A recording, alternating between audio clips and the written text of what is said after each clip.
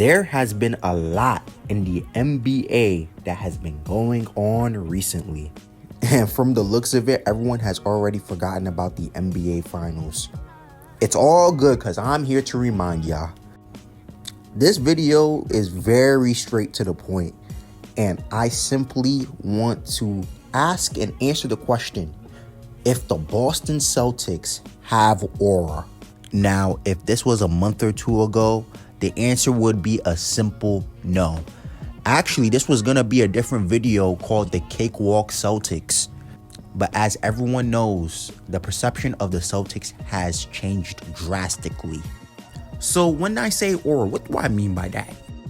Now, reading off Google here, it says the distinctive atmosphere or quality that seems to surround and be generated by a person, thing, or place. In simpler terms, all this means is the presence that someone or something gives off. And with that presence, before that person even does or says anything, you already know what they're about. So to put this in even simpler terms, if you're cold, you got aura. The truth of the matter is we have experienced this many times in our lives through many forms of media and at times even real life. And the NBA is no different. There are so many players that I can name that have exhibited this to an insane degree. So much so to the point where their peers are telling stories about them years down the line of how their presence have inspired emotions of even fear in them. And a select few teams in the NBA are no different. Teams like the Spurs, the early 2010s Heat, even the Denver Nuggets of last year. Teams like the early 2000s Lakers. Teams like the 95 to 96 Bulls. Teams like the Warriors dynasty of the last decade. All of those teams had that presence to them.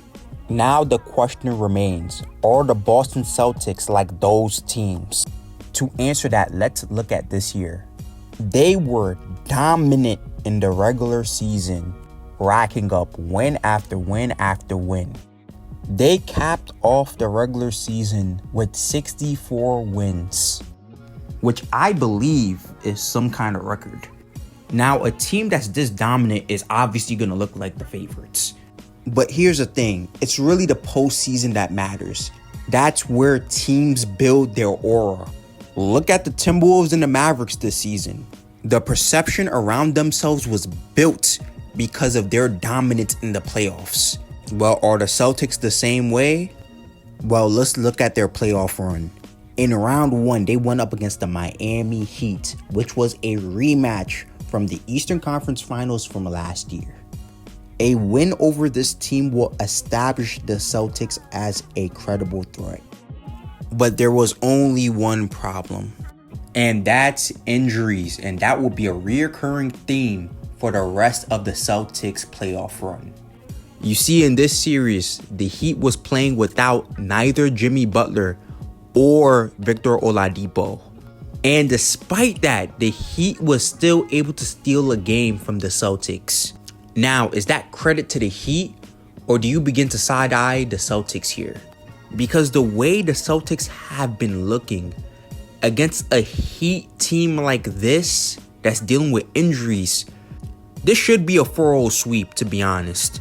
But the fact that it wasn't and the Celtics lost a game means that if this Heat team was fully healthy, how many more games would they lose? So yeah, the side-eyeing begins at this point. Fast forward to the next round and it's virtually the same thing. Donovan Mitchell was injured for games 4 and 5, leaving the Cavs without their star player. At this point, everyone's looking at the Celtics and they're like, whatever. Hey, you just better make it to the finals. That's all I'm saying. It's basically ring or bust. This is the expectation for them. And for a team to be hyped up this much, they're really not that believable. They don't have that same feel that other teams in the past has had. Even in this current playoffs, let's take the Timberwolves, for example. At that point in time, they just finished sweeping the Phoenix Suns with Kevin Durant and Devin Booker on that team. And then they will go on to beat the defending champs in the Denver Nuggets in 7. Both teams who are pretty much healthy, by the way. Now, a team like that is believable, not the Celtics. And then the next round comes, and when I tell you that we as basketball fans were robbed in the semi-conference finals for the East, it is insane. We had the chance to see the Knicks take on the Celtics in the Eastern Conference Finals. When I tell you that would have been a banger. But nah, it didn't happen because Madison Square Garden basically turned into the world's biggest hospital in the Pacers and Knicks series in round 2. Essentially, half that Knicks team got injured. It sucks because that would have been the matchup of the East. I believe at the time that would have been the Celtics' true test as a team. But it didn't happen. So we had the Pacers and Celtics for the Eastern Conference Finals. And it was game 1 that would make the perception of the Celtics dip drastically.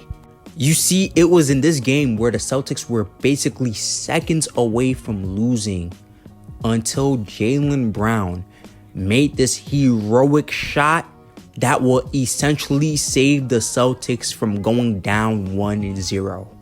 The Celtics were going to win that game, but the fact that it took a shot like that to beat the Indiana Pacers was an instant red flag. This team is supposed to be the definition of dominance, a clear favorite to win the whole thing.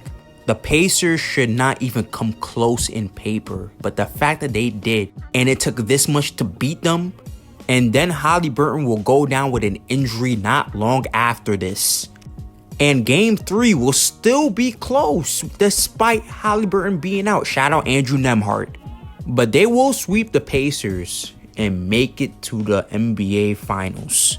And their journey to get there compared to their finals opponents, the Dallas Mavericks, is basically night and day. The Dallas Mavericks will go on to beat 350-win teams to get to this point. All the teams the Boston Celtics have beaten to get to the finals have been without their star player. Yeah, at this point, the Boston Celtics have no aura at all.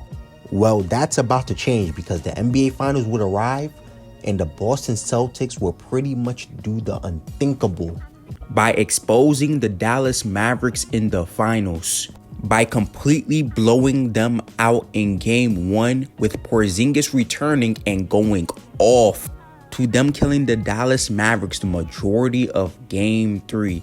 And then the Dallas Mavericks came back from 20 just for the Celtics just to shut it all down, wasting everybody's time who has gotten their hopes up for a good series. Then to blow out the Mavericks out of TD Garden again to close out the season and secure the ring in game 5. You see, now that's aura. The Mavericks beat 350-win teams in their playoff run. So for the Celtics to go and do this is just crazy. But here's the thing about that, right? In this playoff run, the Celtics were pretty much just cruising, chilling. But for the Mavericks, bro, it's been all out war. All out war. And you've seen it with the Timberwolves. Playoff fatigue is a factor. A big factor. The Mavericks were pretty much beat up by the time they made it to the finals. The Celtics, on the other hand, not that much. Now, I'm not using this as an excuse for the Mavericks, but if they face similar competition in their playoff run, I do think this could have been more of a series. Now, to answer the question, do the Boston Celtics have aura? In my humble opinion, I don't know. Maybe, I guess. This postseason was so tricky for the Boston Celtics that despite this team being as stacked as it is, I don't know if I feel that same presence that I have with other teams in the past. I do lean towards more of a yes though, because their dominance in the finals cannot go unnoticed. We did it. We did it! We did it! We did it! Yay! What they gonna say now? What are they gonna say now? I know everybody will wonder what would happen if we didn't win.